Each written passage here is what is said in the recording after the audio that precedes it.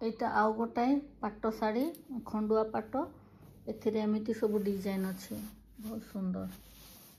तो एटा भी टिके मोटा करिकी अच्छी बड़ करिकी एगुड़ाक पतला पतला अच्छी आंचलटा बहुत सुंदर हुए। एटा एमती अच्छी मझी अंशटा बहुत लंबा आंचल एटा आर यार बॉडीटा होछि एमिति। तो ए येलोटा टिके अलगा आ यार टेम्पल बॉर्डर अच्छी एटा टिके चौड़ा अच्छी। आजिकल एटा डबल बॉर्डर भी आसुछि किंतु एटारे एमिति अच्छी। तो एटा देखिया ପାଇଁ बहुत सुंदर लागिबो। एथिरे भी ब्लाउज नाही आ ब्लाउज अलगा संबलपुरी लुगा माने किणिकी बनेबा ପାଇଁ पड़े। तो एटा होछि एटा भी येलो रंगर।